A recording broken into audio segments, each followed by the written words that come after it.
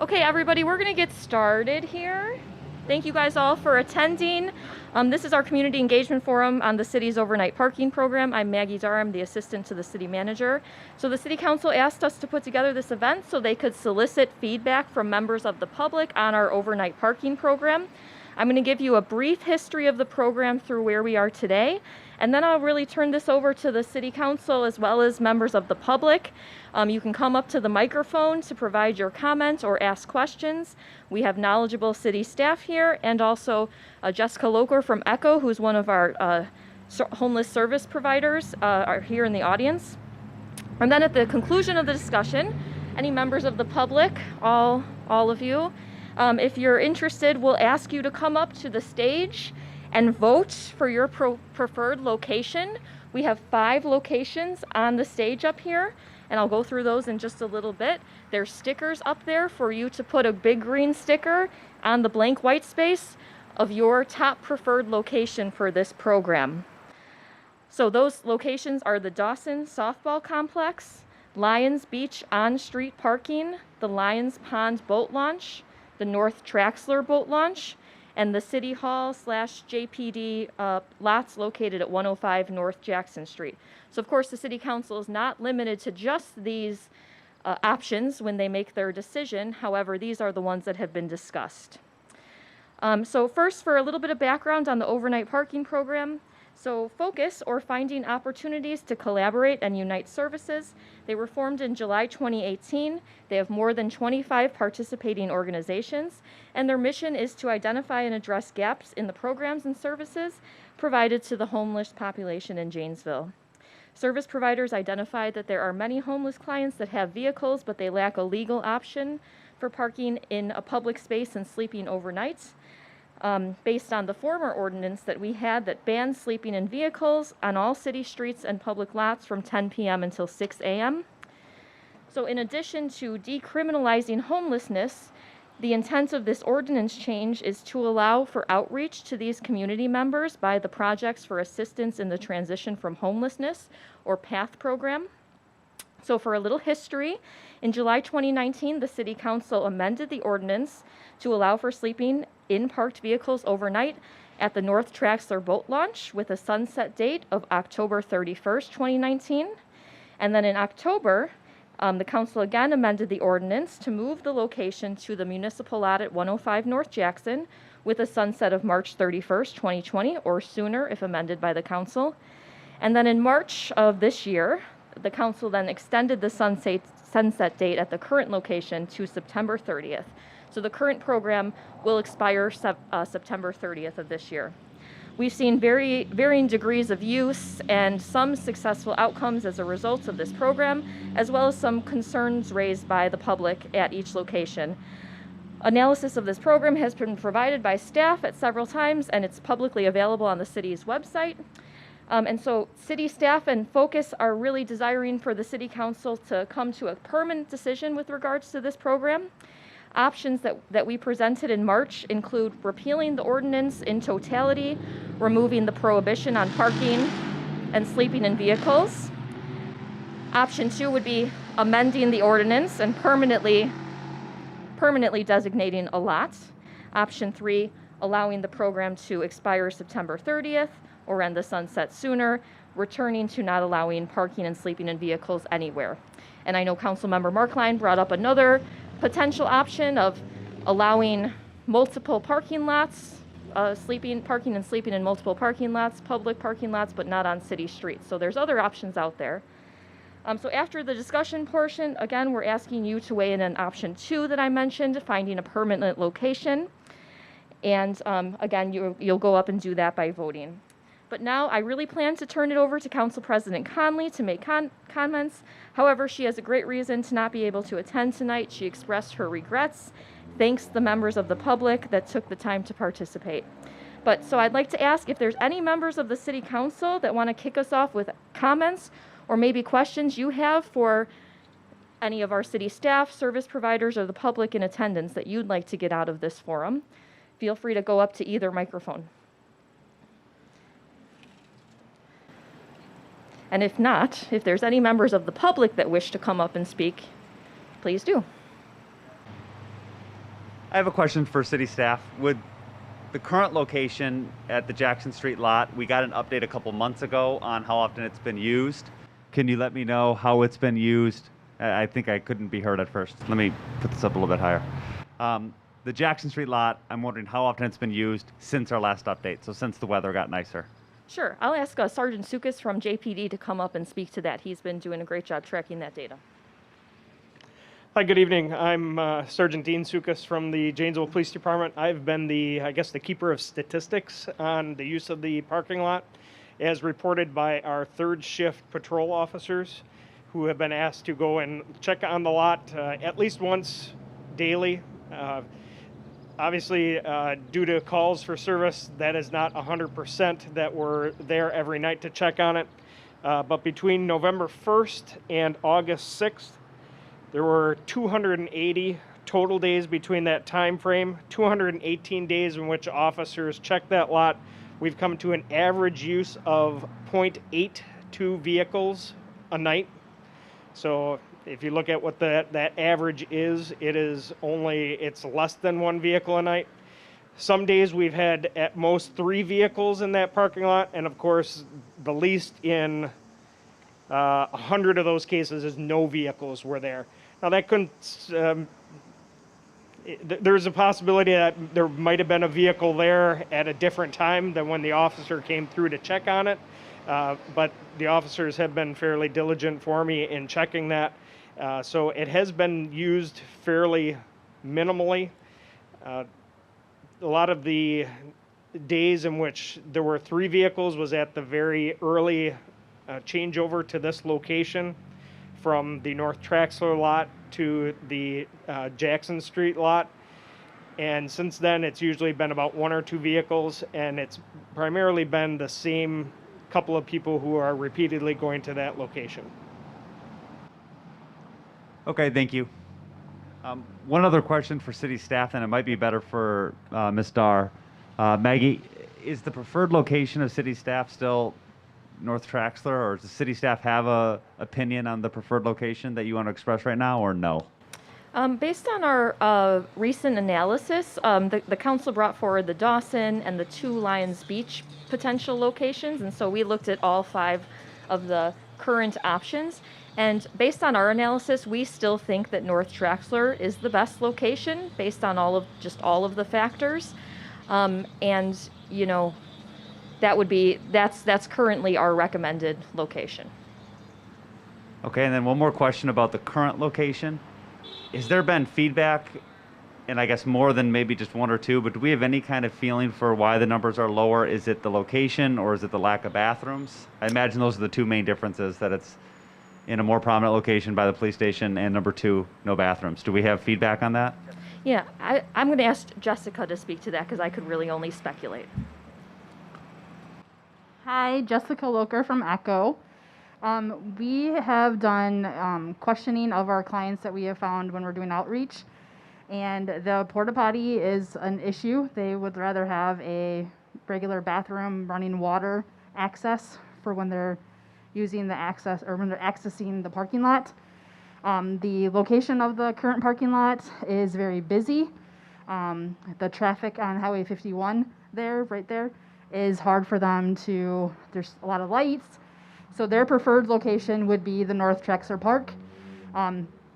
Echo's, our outreach programs preference is a set location, so that way we're able to actually go out and do outreach to them. It's very hard when there's not a set location to make sure that we're able to get access to the clients to provide them the services.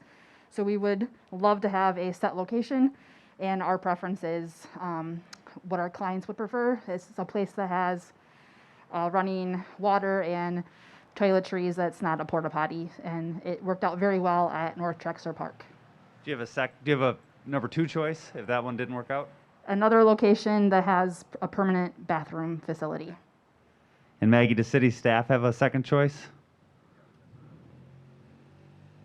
between those new ones that were proposed?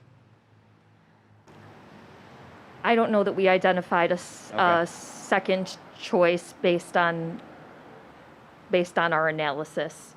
On on the maps that are back there, we included the pros and cons of each of the 5 different locations. And so when you're voting or checking out those maps, it kind of gives you a rundown of why this one's better and why this one's worse. We did not have a discussion where we identified what our second choice would be. Okay, thank you. No other questions for me. Can we review the reason why we changed it from North Traxler Park? What was the problem if it seems so like an ideal situation? Why did we change it in the first place? I guess I would ask if any of the other council members would like to speak to this as well. There were some concerns from some of the neighboring properties, both residential and commercial, complaints about activity that was happening there at the boat launch, which are, police department, when those issues were reported and investigated, the police department really could not substantiate any criminal activity that was going on down there. But, the neighbors had concerns there, and I think the council was sensitive to those concerns and so voted to move it. That's pretty darn accurate. Perception sometimes is reality, and the perception of the neighborhood, that little strip down there, even though there's not many that live there, the perception was that their lives were altered in a non-favorable way. Some were afraid to use their backyard, some were afraid to go out at night because there was people that they weren't aware of that were in close proximity to them. And then there was allegations of criminal conduct that was not proven. Some of the people didn't bother to call the police to report it, so it was more maybe there was, maybe there wasn't. There was also, I think, a major factor was there was one user that abused the privilege with an RV and used it as an RV park for most of the summer, which was not the intent of the ordinance. And so I think if it would have stayed there, the rules would have been written in such a way that that person would have found that they were in non-compliance, and the police department would have had the tools to move them to another location a lot quicker than they were able to with the way the ordinance was written. So in a nutshell, that's kind of what it was.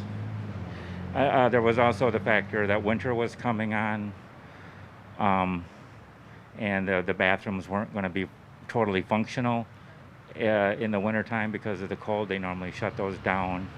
And so there was some issues with one of the benefits of having a bathroom there was that there wasn't going to be a bathroom there, as I remember it. Somebody else might remember that slightly different.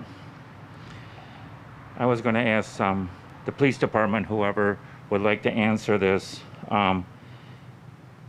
If tonight you're out on your third watch duty and you discover a vehicle on the side of a road or in a different city parking lot, and there's obviously somebody camping or sleeping in their vehicle in a lot or a street that's not the one on City Hall, what is the official procedure? What does the police department do if they find one of these?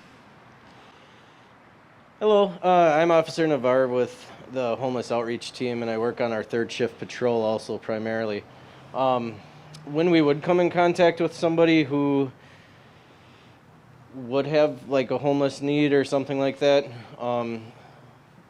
if they're parked in a location that is not the designated spot, we do give them directions and tell them about the change that we've had with the designated spot, so that we can get them to the City Hall. Some of the other things that we do as a team, even just on a shift level, is we have a pamphlet that we give out to each one of them that lists a bunch of different resources that they would have.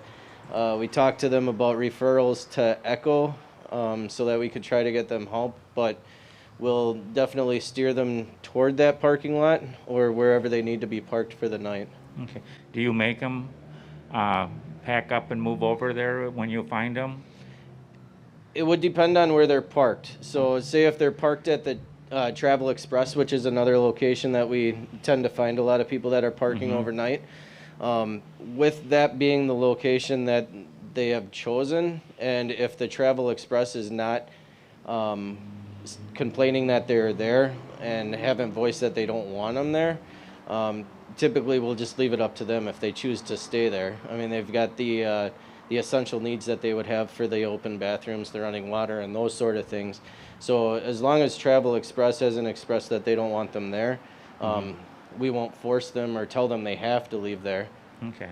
Are most of the ones that Travel Express people passing through, or are they local residents? Some of them are passing through. We do find that a few of the subjects that we come in contact with that are there are frequent contacts for us, and that's just where they prefer to be. Okay. Is the Walmart, is that lot fairly used on a regular basis to your knowledge? It has been. It has been used, but Walmart has somewhat strict policies worked out that they don't want anybody parking there. So at a patrol level, when we get sent out there, we will urge them to move in that case because we are aware that they don't want them there. Okay, thank you. You're welcome. And then either you or someone else on the force, could you kind of go through the 5 locations up here and give us a police department perspective on pros and cons of each one of the 5? Thank you. Good afternoon, Chief David Moore. We will support whatever position the council selects. We can make any one of these locations work. The only thing that we ask is let's pick a location and stick with it. And then secondly, we ask that the video cameras, if someone would supply those for us. Right now we're using some of our undercover cameras, and we have other demands for those cameras in the community, so we'd like to relieve those cameras from this project. And so wherever we select, if we can come up with a permanent solution for the cameras, something other than police department equipment would be advisable. But we can make any one of these work. We're here to serve the community. We can make it work. Okay. What would be the pros and cons of a suggestion that I guess I floated, not that I'm real big on it, but to just do away with the ordinance, except possibly not on residential streets, but to just basically say it is legal in Janesville to sleep in your vehicle in a city lot?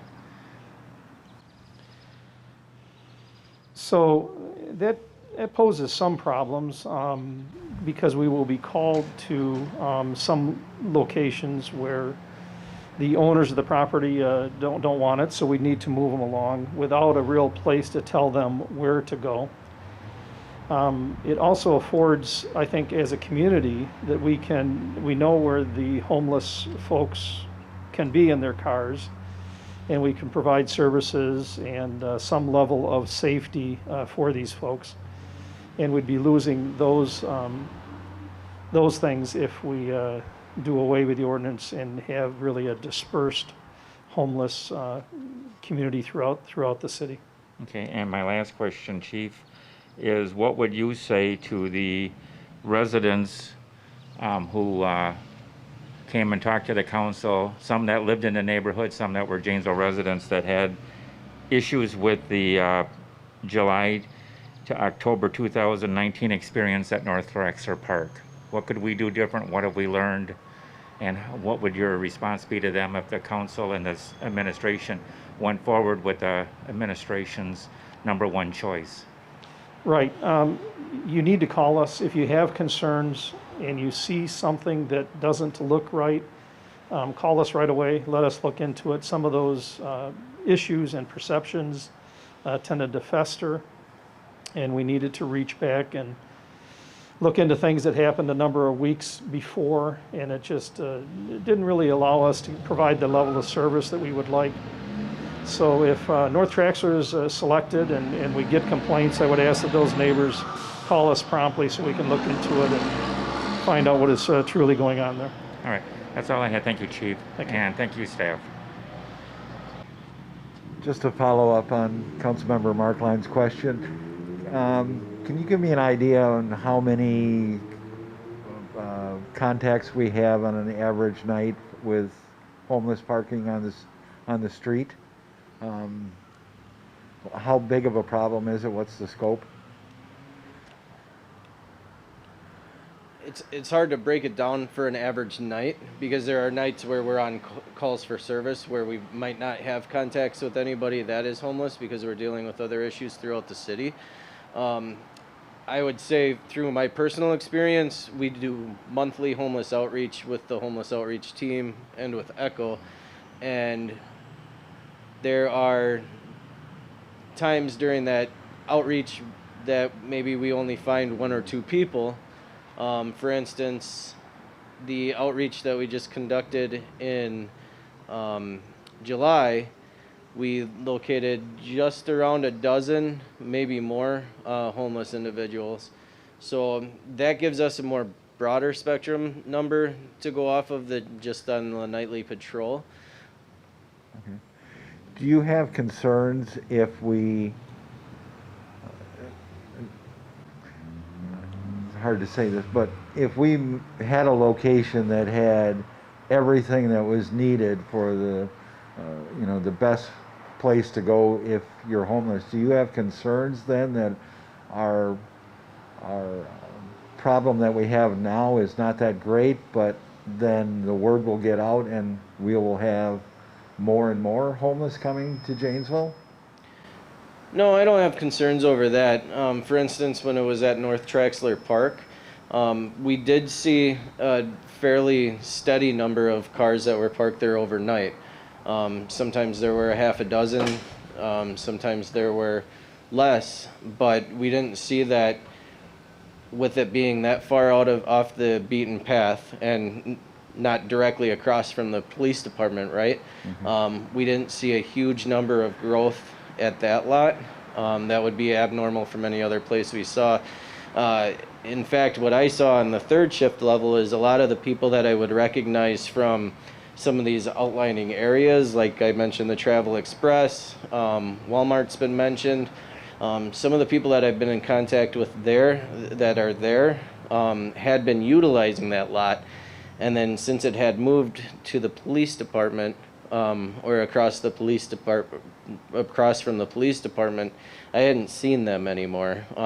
And I'd made contact with a few of them recently back up at Travel Express. So they had switched from using the lot to not using it again. Mm-hmm. I was one of the council members that met with the neighbors at one of the businesses down there across from North Traxler Park. And I can tell you, I think we met with them for a couple of hours, and there was, as far as what we saw, someone who was coming into the parking lot and, just not using it for sleeping, came in there. There was a female that would get out of the vehicle, go and use the bathroom, come back out, they would leave, they'd come back. So they were just using it as a rendezvous point or something. But that's one of the concerns, is that we have to really monitor any situation, and being that it's so remote, for me, that does raise quite a bunch of concerns. So sure. And I guess I would just go back to what Chief had said with reporting things as you see them and the importance that goes on that. I know that there were a few instances that were reported, and it wasn't, here's what I had seen tonight or just a few hours ago. It was, here's what I had seen a few weeks ago. And by the time that information gets to us, those people may have been passing through and we may not be able to make contact with them. Or we would have to go through a lot of hours of video to try to figure out if we could find a license plate to try to substantiate the call that we got sent to. So I would say the most important to talk to, for those people that live in that area, would be to report things as they either see them or as soon as they're able, so that we can take care of it as quickly as possible. I guess a question for, is Jessica from ECHO? Hate to put you on the spot, but you've said that you really want some place for the homeless to park that has the amenities of a bathroom in there. Is ECHO looking at any ideas of providing their parking lot for this? And then you have So the we services. do not have a parking lot. It's your guys' parking lot. So yeah, we park in the city parking lot for all of our staff and our truck. We currently do not have funding available to have staff on site that would be able to open up our bathrooms. Okay. If there was funding opportunities, that could be maybe we could think about it. That'd be a board decision. But we unfortunately don't have a parking lot available to us. So that would be you guys offering But the if, city if that parking lot. parking lot was available across from Echo, you still wouldn't have staff available? We currently do not have funding available for staffing to keep the building open all night long. Okay, thank you. Is there anyone else in the audience that has something to add, that add value?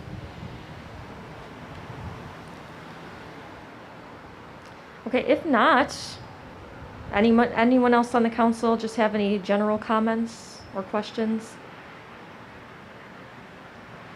Okay, if not, then I think we can end the program. So if anyone's interested in giving their vote to the council, you can go up, take a green sticker from the basket and put it on your top preferred location. And I think since there's so few of you, feel free to write comments on there too. Thank you for coming.